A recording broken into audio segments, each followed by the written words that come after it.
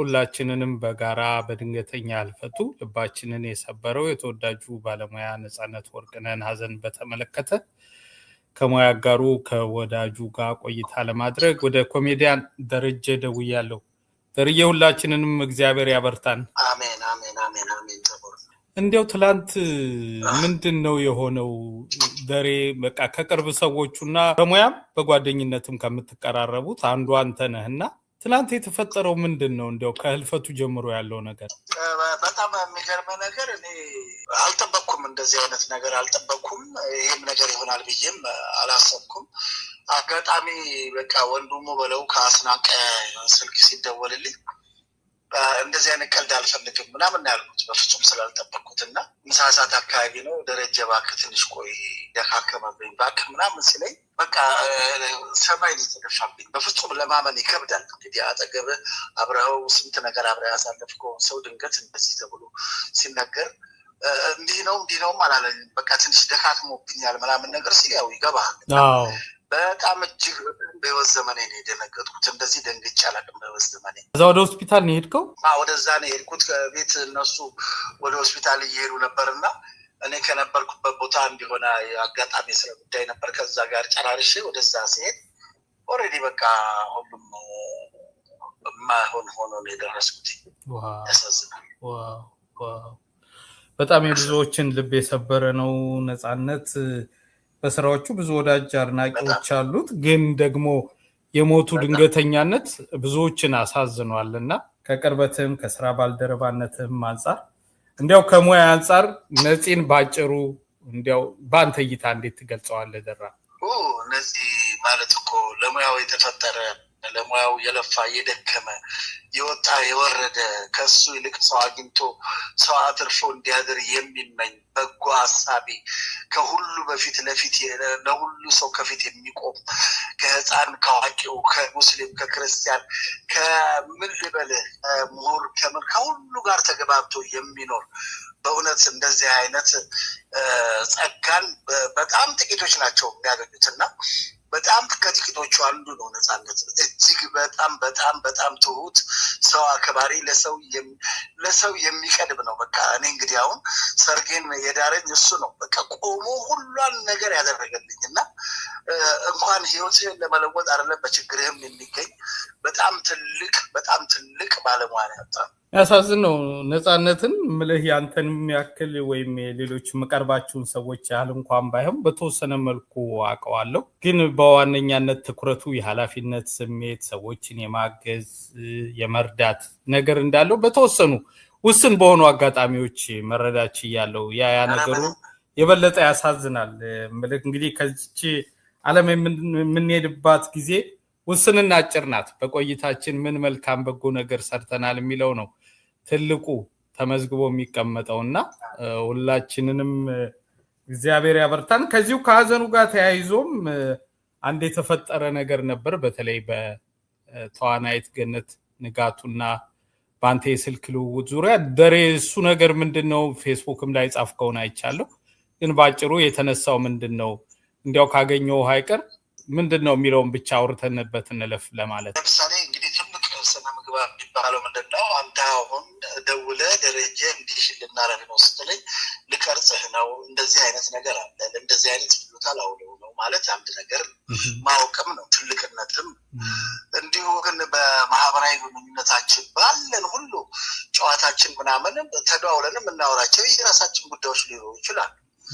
እዚህ ጋር ለሌላ ነገር ፍጆታ ለማዋል አንተ ሳይነገርህ መቀረጽህን ሳታውቅ ሌላስ ነገር በጣም በመጥፎ ነገር ሲወራና ይሄ አለማሰብና ይሄ ነገር ለገንዘብ ታስበው መደረጉ በጣም አሳዝኖኛል። እኔም መልስ ሰጥቼበታለሁ።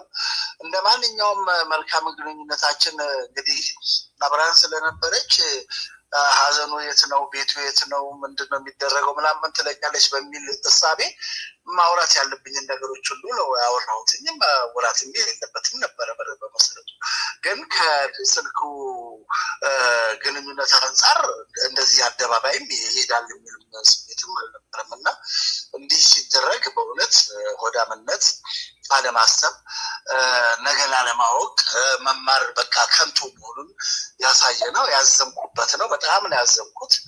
በአጋጣሚ እኔም ምናልባት በተፈጠረ ነገር ካለ ያዘንም አካል ካለ ግለሰብ ምንም ካለ ይቅርታ ጠይቃለሁ። ምናልባት እኔ ግን ምንም ይሄ ነገር እንደዚህ ይፈጠራል ብዬም ስላላሰብኩ እንደው የጥፋተኝነት ወይም የእንትን ስሜት የለኝም። ግን ሌላው ሰው ባያደርገው ምን አይነት ዘመን ላይ ያለ ነው?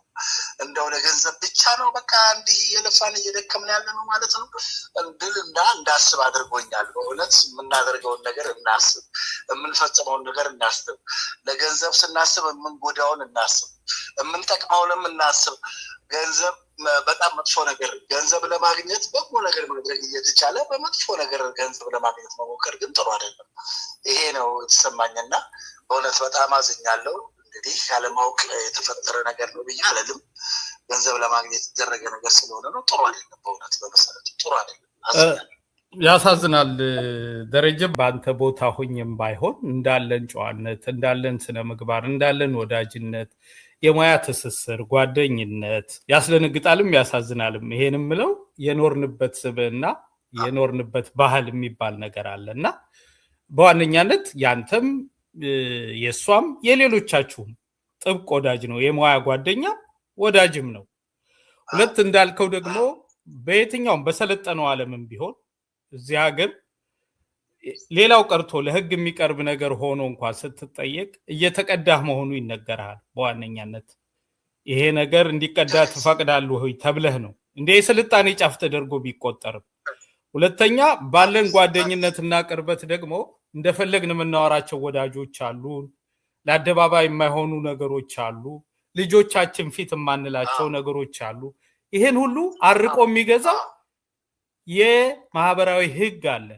ህሊና የሚባል ሞራል የሚባል ነገሮች አሉና ከዛ አንፃር መታሰብ ነበረበት እንጂ ማናችንም በተፈጠረ ለቅሶ አንተም ወደ እኔ ነኝ ወደ አንተ ወይም ወደ ሌሎቻችን እንደ ቅርበታችን ቢደወል አንስተን መረጃ የመንገር ግዴታ አለብን። የወዳጅነት ግዴታ አለብን። ከዛ አንፃር ነው። ግን ዘመኑ ወዴት እየወሰደን ነው? እንደው ስልጣኔውና ቴክኖሎጂውንም ቢሆን በአግባቡ ብንጠቀም ተገቢ በሆነ ከጨዋነት ከስነ ምግባር ባልጎደለና ወተም በትክክል ሐሳብህን መግለጽ ግን ከሚደግፉ ሰዎች ነን። ምክንያቱም አንዳንዴ በሌሎች ትህትና፣ በሌሎች ጨዋነት፣ በሌሎች ስነ ምግባር ሌሎች እንዲፈነጩ ማድረግም ተገቢ አይደለም። መስመር ሊኖር ይገባል። ስለዚህ የተፈጠረው ስተት አግባብ አይደለም ባይ ነኝ እኔም እና አንተ የምጨምረው ካለ ሐሳብ ልቀበል ብዬ ነው ደሬ። እኔ አሁንም ቢሆን እንደው ኃላፊነት ተሰምቶት የሚሰራ አካል ይሄ ዩቲዩብ ይሄ ምናምን ቲክቶክ የሚባለው ነገር ኃላፊነት ተሰምቶት የሚሰራው ዘመን ይምጣልን እላለሁ። ማንም እየተነሳ እንደፈለገ የፈለገውን ነገር ለጥፎ ያንተ ይሁንታ ሳይፈቀድ አላስፈላጊ ነገር ውስጥ የምትገባበት ዘመን ላይ ነው ያለውና እንደው ማስተዋል ይስጠን ነው የምለው። ማስተዋል ይስጠን። ወጣቶቹ ትንንሾቹ ልጆች እንኳን እሺ እድሜም ምናምንም አላስተማራቸውም እንላለን። ዓለም ያለበት ነገር ነው ብለንም እንኳን እስቲ ራሳችንን ልናታለን እንችላለን። ትልልቅ ሰው ግን እዚህ ነገር ውስጥ ገብቶ ማየትን የሚያህል የሚያሳፍር የዘቀጠ ትውልድና ማህበረሰብ ማየት በጣም ያሳዝናል። ይህን እንደ ማህበረሰብ ጠቅላላ አይደለም እየተሳደብኩ ወይም እየተናገርኩ ያለሁት፣ ግን እዚህ ውስጥ ያሉ የዘቀጡ ሰዎች አሉና ይህንን ነገር እንደው ረጋ ብለው ራሳቸውን እንዲያስተውሉ ማስተዋል እንዲሰጥ በጣም በጣም አበክሬ እናገራለሁ። ምክንያቱም የምናሳድጋቸው እኛ የወለድናቸው ልጆች አሉ ገና በጣም ብዙ ነገር የሚሸከሙ። እነዚህ ልጆች ላይ ነው ጣጣ እየጫለን የምንሄደው። እኛስ እሺ የቀደሙቱ ብዙ ነገር አስተምረውናል። በተቻለን መጠን የምናወራው ምን የምንለውን በተቻለን መጠን በማስተካከል ወይም ደግሞ የምናወራውን ለምንትን ለማለት ሞክረናል።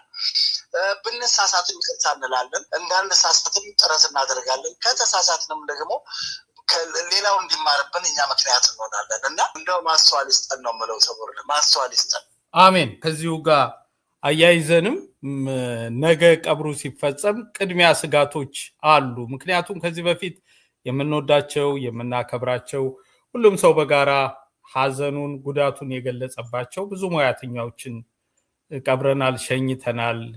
የህይወት አካል ስለሆነ ማለት ነው። ከዚሁ ጎን ለጎን ግን ነገ በነጻነት ቀብር ላይ አላስፈላጊ የሆኑ ቀረጻዎች፣ አግባብ ያልሆኑ ቤተሰብን፣ ማህበረሰብን ሁላችንም ሊያሳዝኑ የሚችሉ ኃላፊነት የጎደላቸው ድርጊቶች ነገ ሊፈጽሙ የሚችሉ ጥቂት የሚባሉ ወገኖች ሊኖሩ ይችላሉ። ከወዲሁ እሱን በተመለከተ አጭር ማሳሰቢያን እናጋራና የቀብሩን ሰዓትና ቦታ ግን እንገልጻለን። ደርዬ እሺ እኔ የምለውንም ደግም የምለው ይሄንን የሚቆጣጠር አካል አለ በመንግስት ደረጃ ምናምንም አለና እንደው ሃይ ባይ መኖር አለበት ባይ ነኝ። በቃ ሃይ ባይ አረ እንደው በቃ እንዴ የሚል አካል መኖር አለበት።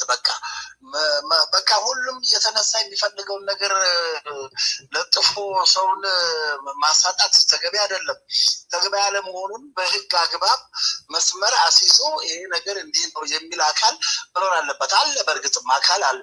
ያንን ነገር ለመፈጸም ያው ዓለም ስለፈቀደ ዓለም ያደረገውን ነገር እናድርግ ነው። እኛ ደግሞ ባህላችንም አስተዳደጋችንም የመጣንበትን ማህበረሰብ ስሜት ይሄ አይደለምና በተቻለ መጠን እንዴ በቃ ሃይ መባል ያለበት ቦታ ላይ ሃይ መባል አለበት። ለምን በቃ እኛ እንደ ፈረንጁ እንደሰለጠነው ዓለም አይደለም። በጣም ልናተኮርባቸው ወደፊት ገና ብዙ ነገር ልንሰጣቸው የምንችላቸው ልጆች አብረውን አሉ እጃችን ላይ እና በጣም መጠንቀቅ አለብን። ይሄን የሚመለከተው አካል አበክሮ ሊሰራበት አበክሮ ይሄን ነገር ጊዜና በደንብ አጽንኦት ሰጥቶ ሊያተኩርበት የሚገባ ነው እላለሁ። በተረፈ ነገ ስላሴ ጠዋት ላይ ነው እሷን ከአሜሪካ እንቀበላትና ስላሴ ነው የሚሆነው ከ6 ሰዓት እስከ 6 ተኩል ባለው በፊት ቀብሩ ይፈጸማል። ስላሴ ነገር ከሰዓት ከተራ ስለሆነ ጠዋት ላይ ቀደም ማድረግን እንጨርሰዋለን። ነገ ነው እንግዲህ መርሃ ግብሩ የተዘጋጀው። ሁላችንም እግዚአብሔር ያበርታን ያጽናን። እንግዲህ ደርዬ አንተም በሰጠህን መረጃ መሰረት ነገ የነጻነት ባለቤት ከዚህ ከሰሜን አሜሪካ አዲስ አበባ ትገባለች። ከዛ በቅድስት ስላሴ ካቴድራል ቤተክርስቲያን በኢትዮጵያ ከቀኑ 6 ሰዓት ይፈጸማል ስርዓተ ቀብሩ። የምትችሉ ሁሉ በቦታው ተገኝታችሁ ሀዘናችሁን መግለጽ ትችላላችሁ። ደርዬ ቀረ የምትለው ነገር ካለ መልእክትን ልቀበልና መሰነባበት እንችላለን። በቃ እንደው ሁላችንም በሙያው ውስጥ ያለን እንዲሁም ለተለያየ ሙያው ውስጥ ያለን ሁላችንም ልክ እንደ ነጻነት በህፃኑ፣ በአዋቂው፣ በሙስሊም፣ በክርስቲያን በሁሉም ማህበረሰብ የተወደድን ለመሆን የምንሰራውን ስራ የምናደርገውን ነገር ሁሉ በአግባቡ እንድንሰራ እንድንከውን ጥሩ ስም እንድናተርፍ እንሆን። ነጻነት ብዙ ነገር ነው አስተምሮን ያለፈው። ከሁሉ ጋራ ሁሉን ሆኖ በፍቅር ተወዶ ነው ያለፈውና ሌሎቻችንን በተለያየንበት ሙያ በተቀመጥንበት የተለያየ ሙያ ውስጥ ያለን ልክ እንደ ነጻነት መሞት አይቀርምና እንደ ነጻነት በጎስ ይዘን እንድንሞት ይሁን። ይሄንን እላለሁ። ሁላችንም ለነጻነት ያለንን ክብር፣ አድናቆት በቃ የማይነጥፍ ፍቅር ሰጥተነዋል። ነፍሱ በአጸደ ገነት በሰላም ትረፍ። አሜን። በድጋሜ ለመላ ወዳጆቹ፣ ጓደኞቹ፣ የሙያ አጋሮቹ፣ አድናቂዎቹ መጽናናትን እንመኛለን። የሱንም ነፍስ ይማርልን።